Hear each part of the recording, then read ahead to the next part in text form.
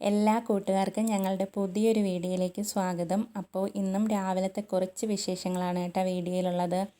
ഇപ്പോൾ രാവിലെ എണീറ്റ് ചോറിനുള്ള വെള്ളമൊക്കെ അടുപ്പത്തിട്ട് പിന്നെ വെള്ളം കുടിക്കാനുള്ള വെള്ളമൊക്കെ തിളപ്പിച്ച് വെച്ചതിന് ശേഷം ചിക്കൂട്ടനെയും ബ്ലാക്കിയും കൂടെ അഴിച്ചു വിട്ടിട്ടുണ്ട് കേട്ടോ. എപ്പോഴും ചിക്കുവിനെ കെട്ടിയിടുകയാണ് ചെയ്യുന്നത്. ഗോപു വന്ന് അവനെ കടിക്കും.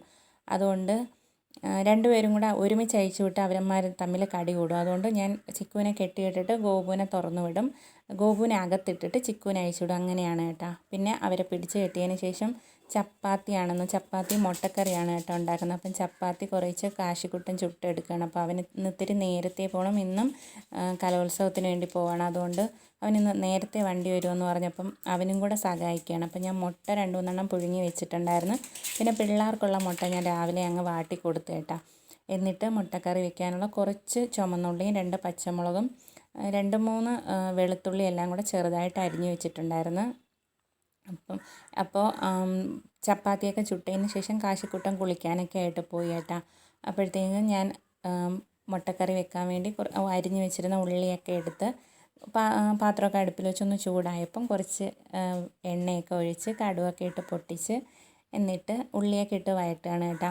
ഞാൻ ഇടയ്ക്കൊക്കെ ഉള്ളി ഒന്ന് വഴണ്ട് കിട്ടും. ഈ ഉള്ളിക്കറി അല്ലെങ്കിൽ മുട്ടക്കറിയൊക്കെ വയ്ക്കുമ്പോൾ അതൊന്ന് വഴണ്ട് കിട്ടാൻ വേണ്ടി ഞാനൊരു പൂലം എന്ന് വെച്ചാൽ ഇത്തിരി ഒരു സോഡ ഇടുമ്പോഴത്തേനും പെട്ടെന്ന് നല്ലപോലെ വഴണ്ട് വരും. ഇന്നിപ്പം അതൊന്നും ഇട്ടില്ല.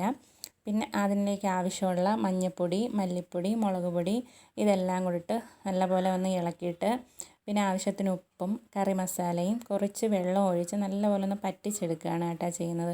ഇന്നിപ്പോൾ ഉള്ളി നല്ലപോലെ ഒന്നും വഴണ്ടിട്ടില്ല. അത് ഇങ്ങനെ പച്ച കണക്ക് കിടക്കുകയാണ്. പിന്നെ ഞാൻ മുട്ട പുഴുങ്ങിയതെടുത്ത് അതൊക്കെ ഒന്ന് തൊലിയൊക്കെ കളഞ്ഞിട്ട് അത് 4ആയിട്ട് ഇങ്ങനെ മുറിച്ച് വെച്ചിട്ടുണ്ടേ. അതും കൂടി ഇട്ടൊരു മുട്ട റോസ്റ്റ് പോലെയൊക്കെ തന്നെയാണ് ഉണ്ടാക്കുന്നത്. അപ്പം അതിൽ അരിഞ്ഞു വെച്ചേക്കുന്ന മുട്ടയെല്ലാം കൂടെ കറിക്കകത്തിട്ട് ഒന്ന് ചെറുതായിട്ടൊന്ന് പറ്റിച്ച് ഇറക്കി എടുക്കുകയാണ് കേട്ടോ ചെയ്യുന്നത്. പിന്നെ ഇന്ന് ഉച്ചയ്ക്ക് ഈ മുട്ടയുടെ കറിയാണ്. പിന്നെ ഈ മുട്ടക്കറിയാണ്. പിന്നെ ഞാൻ കുറച്ച് ഉരുളക്കിഴങ്ങ് ചെറുതായിട്ട് അരിഞ്ഞു വെച്ചിട്ടുണ്ട്. അതൊന്ന് വിഴുക്ക് വരട്ടാൻ വേണ്ടി അതിനകത്ത് കുറച്ച് ചെറിയ കനം കുറച്ച് നീളത്തിൽ അരിഞ്ഞു വെച്ചിട്ടുണ്ട്. അതിനകത്തോട്ട് കുറച്ച് മഞ്ഞൾപ്പൊടിയും മുളക് പൊടിയും മല്ലിപ്പൊടിയും ഉപ്പും എല്ലാം കൂടി ഇട്ടൊന്ന് ഇളക്കി വെക്കുകയാണ് കേട്ടോ ചെയ്യുന്നത്.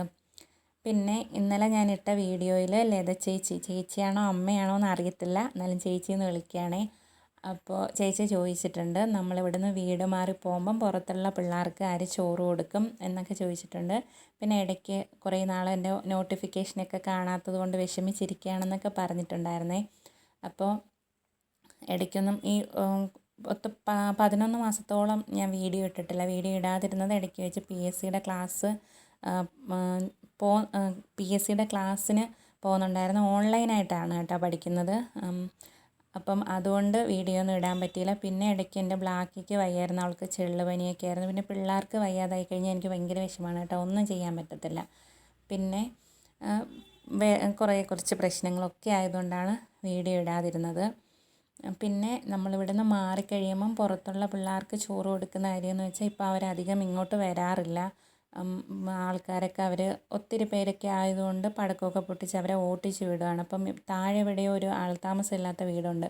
അപ്പം മഴ സമയത്തൊക്കെ അവിടെയാണ് പോയി കിടന്നത്. പുറത്ത് ചോറ് കഴിക്കാൻ വരുന്നവർ വേറെ കുറേ കൂട്ടുകാരൊക്കെ ആയിട്ട് അവരങ്ങ് താഴോട്ടങ്ങ് പോകും. പിന്നെ അവിടെ എവിടെയോ വീട്ടിൽ നിന്ന് ചോറ് കിട്ടുന്നുണ്ട്. ഇടയ്ക്കൊക്കെ ഇവിടെയൊക്കെ വരുമ്പോഴത്തേനും നല്ല തടിച്ചൊക്കെ ഇരിക്കുകയാണ്. ആഹാരം കിട്ടാതെ കിടക്കുന്ന കണക്കല്ല, നല്ലപോലെ ഇരിക്കുകയാണ്. അപ്പം ചിലപ്പോഴെങ്ങാനും ഇങ്ങോട്ടൊന്ന് വരും. പിന്നെ അന്നത്തെ ചിന്നുവിൻ്റെ മോള് ഇടയ്ക്ക് വരും. അവൾക്ക് ഞാൻ ചോറൊക്കെ കൊടുക്കും. അങ്ങനെ വലിയ അടുപ്പം ഇല്ലാത്തത് കൊണ്ട് നമുക്ക് ഇവിടുന്ന് വീട് മാറി പോകുമ്പോൾ വലിയ വിഷമമില്ല കേട്ടോ. അല്ലെങ്കിൽ നമ്മൾ നേരത്തെയൊക്കെ വാടകയ്ക്ക് താമസിച്ചിരുന്ന സമയത്തൊന്നും ആ സ്ഥലത്തുനിന്ന് വീട് മാറി പോകുമ്പോൾ എനിക്ക് ഭയങ്കര സങ്കടമാണ്. അടുത്തുള്ള അല്ലെങ്കിൽ കൂട്ടുകാരെ ഒന്നും പിരിഞ്ഞു പോകുന്നതിലല്ല, ഈ ഞാൻ ചോറ് കൊടുക്കുന്നവരെ പിരിഞ്ഞു പോകുമ്പോഴുള്ള ഒരു വിഷമമാണ് ആര് ചോറ് കൊടുക്കും എന്നുള്ളത്. ഇപ്രാവശ്യം അവർ അത് മനസ്സിലാക്കിയിട്ടാണോ എന്തോ അവർ നേരത്തെ കൂട്ടൊക്കെ വെട്ടി അങ്ങ് പോയി. എന്നാലും എനിക്ക് സങ്കടമുണ്ട്. നമ്മൾ മാറിപ്പോയി കഴിഞ്ഞ് ഒരിക്കൽ ഇവിടെ വന്ന് നോക്കുമ്പോൾ നമ്മളെവിടെ പോയി കാണുന്നില്ലല്ലോ എന്നുള്ള അവർക്കൊരു വിഷമം ഉണ്ടായിരിക്കും. അങ്ങനെ ഒരു വിഷമമേ ഉള്ളൂ. പിന്നെ ഇവിടെ വസ്തു മേടിച്ച് വീട് വെക്കണം എന്നായിരുന്നു ആഗ്രഹം. നമ്മുടെ പിള്ളേരെയും കൊണ്ട് ഇച്ചിരി പുറത്തോട്ടൊക്കെ ആയാലും പോകുന്ന കാര്യം വലിയ പാടാണ്. ഗോപുവൊക്കെ വണ്ടിയിലൊന്നും അധികം യാത്ര ചെയ്തിട്ടില്ല. കുഞ്ഞിലേ കൊണ്ടുപോയി വലിയ അസുഖങ്ങളോ കാര്യങ്ങളോ ഒന്നും അവർക്കങ്ങനെ വന്നിട്ടില്ല. അതുകൊണ്ട് ആശുപത്രിയിലൊന്നും കൊണ്ടുപോയുള്ളൊരിതില്ല. പിന്നെ ബ്ലാക്കിക്കും ചിക്കുവിനും ചെറുപ്പത്തിലേ പാർവോയൊക്കെ വന്നതുകൊണ്ട് തന്നെ അവരെ കൊണ്ടുപോയി ശീലമുണ്ട്. അതുകൊണ്ട് അവരെ കുഴപ്പമില്ല. ഗോപുവിനെ കൊണ്ടുപോകണ കാര്യമാണ് ഏറ്റവും വലിയ പാട്. അപ്പം ഇവിടെ വസ്തു മേടിച്ച് വീട് വെക്കണമെന്നായിരുന്നു ആഗ്രഹം. പക്ഷേ അത് നടക്കത്തില്ല. പിന്നെ ഇവിടെ നിന്ന് മാറുക മാത്രമേ നിവൃത്തിയുള്ളൂ.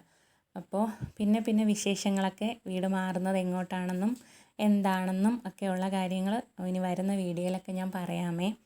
പിന്നെ ഞാൻ കാശിക്കുട്ടൻ പോയി കഴിഞ്ഞതിന് ശേഷം ചപ്പാത്തിയും കുറച്ച് കറിയൊക്കെ എടുത്ത് കാപ്പി കുടിച്ച് അതിനുശേഷം പിള്ളേരെല്ലാവരും റൂമിൽ കിടന്നുറങ്ങുന്നുണ്ട് കേട്ടോ. അപ്പം നമ്മൾ പോകുന്നത് കൊണ്ട് തന്നെ അവിടുന്ന് കട്ടിലും ഒക്കെ മാറ്റി ഇപ്പോൾ തറയിലാണ് എല്ലാവരും കിടക്കുന്നത്.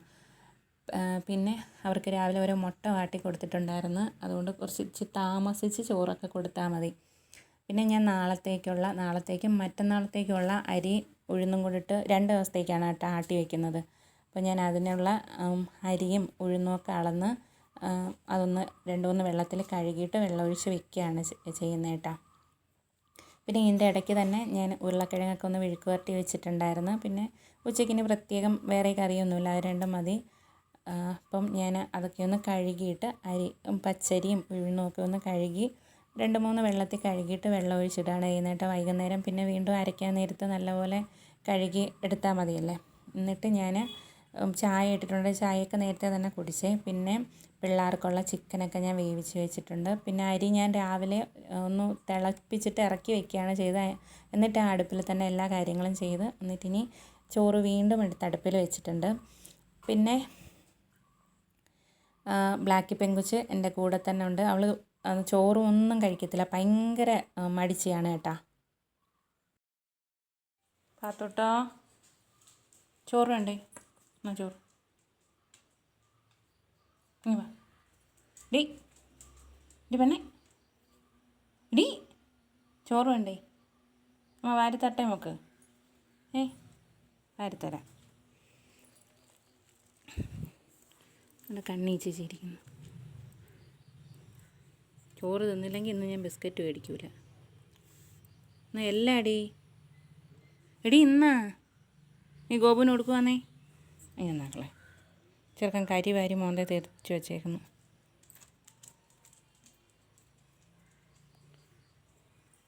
പൊന്നോളെ എല്ലെന്ന് എടി ബിസ്ക്കറ്റ് മേടിച്ച് തരണോ? ബിസ്ക്കറ്റ് മേടിച്ച് തരണോ നിനക്ക്? എനിക്ക് ചോറ് തിന്നെ. എന്നാൽ ചിന്നുവിന് കൊടുക്കാം. എന്നാ ചിന്നു, എന്നാടി ചിന്നു, നീ വണ്ടിന് കൊടുക്കട്ടെ. എന്നാ വേണ്ടേ പാത്തുവിൻ്റെ ചോറ് എന്നാ വേണ്ടേ? പിടി, ഒന്ന് വണ്ടിന് കൊടുക്കാം. എന്നാ വേണ്ടേ? വണ്ട് കരയുന്ന കേട്ടോ. ആ വണ്ടിന് കൊടുക്കാം. എന്നാ വേണ്ടേ? എന്നാ വേണ്ടെങ്കിൽ തിന്നണ്ട നീ. അപ്പോൾ ഇന്നത്തെ വീഡിയോ ഇത്രയേ ഉള്ളൂ. നാളെ പുതിയൊരു വീഡിയോ ആയിട്ട് വീണ്ടും വരാമേ.